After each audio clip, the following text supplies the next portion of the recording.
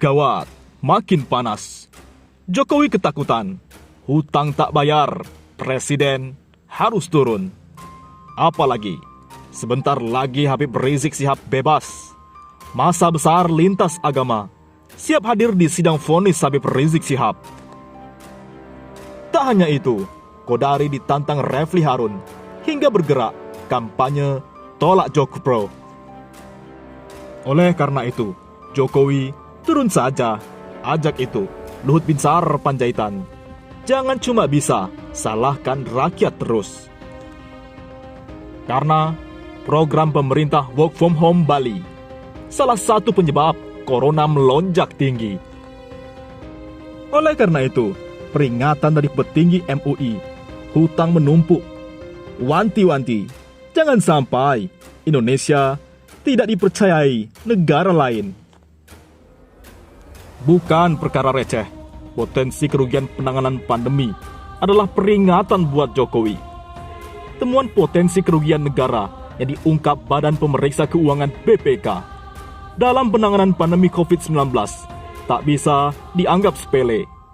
Terlebih, dalam temuan BPK, negara ditaksir merugi hingga 2,94 triliun rupiah pada semester 2 2020.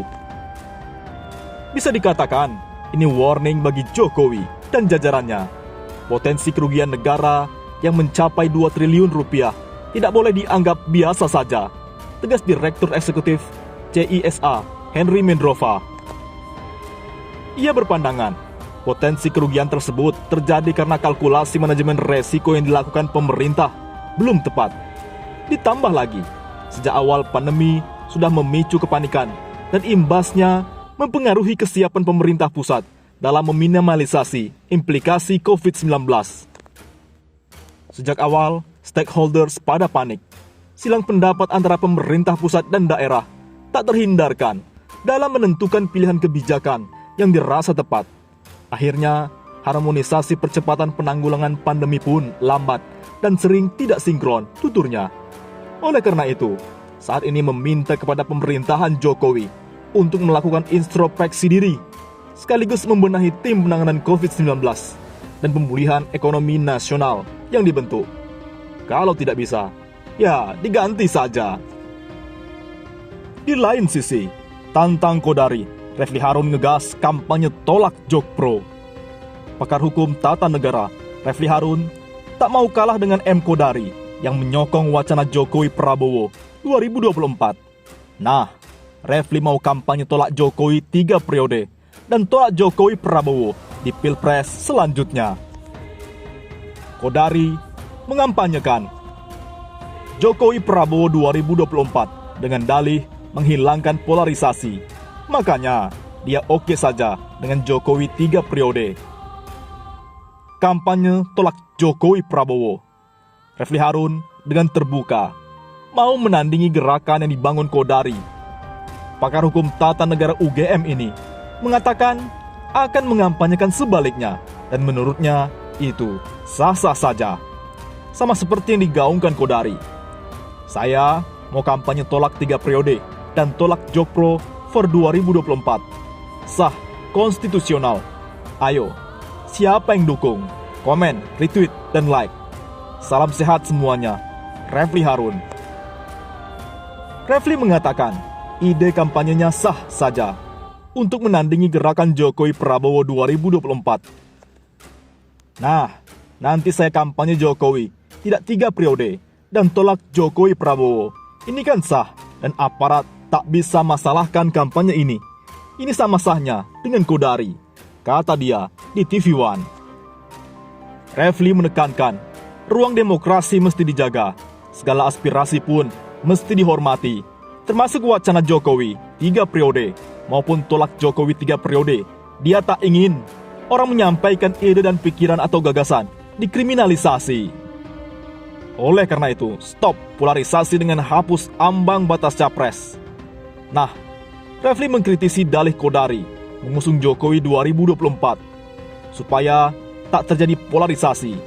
Logika ini menurutnya lemah, sebab sekarang saja saat Prabowo sudah bergabung dalam rezim Jokowi, tetap saja rakyat ada yang tidak puas dan terus menginginkan kepemimpinan baru yang lebih segar.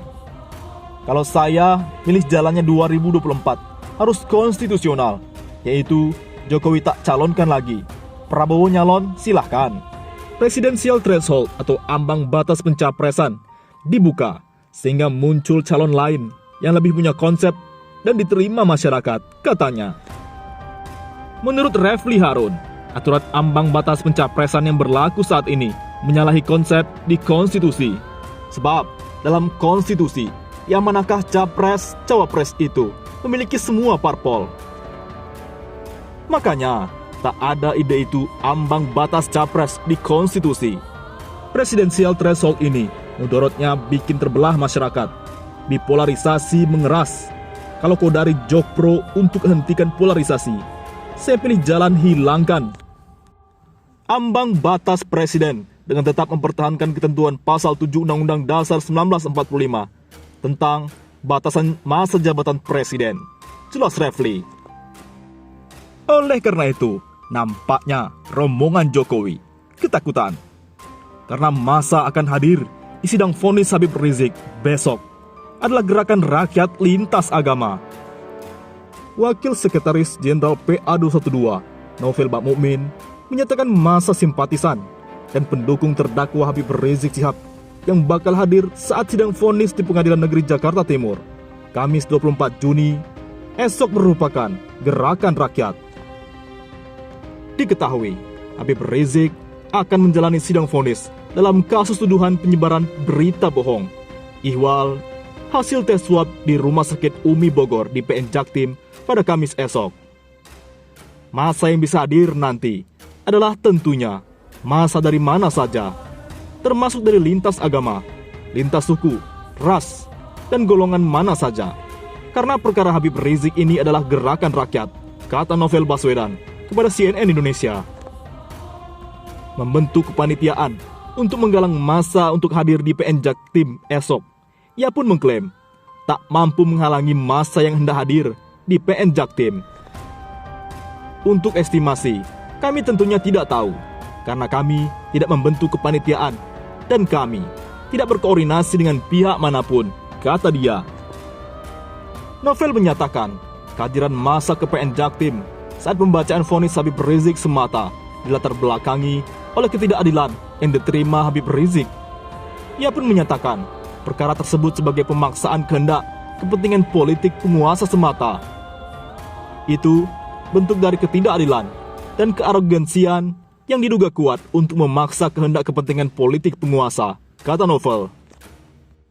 Selain itu, Habib Rizik, perkara penyebaran tes swab Rumah Sakit Umi turut menjerat menantunya, Hanif Alatas, dan Rumah Sakit Dirut Umi, Dr. Andi Tatat.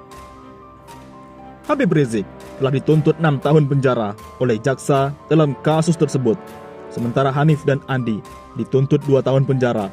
Mereka bertiga akan bersama-sama menjalani sidang vonis pada Kamis 24 Juni esok.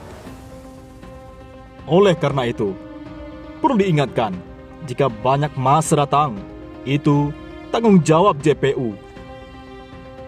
Karena mungkin ini akibat arogansi jaksa yang repliknya baper dan menyinggung perihal imam besar kepada Habib Rizik Syihab.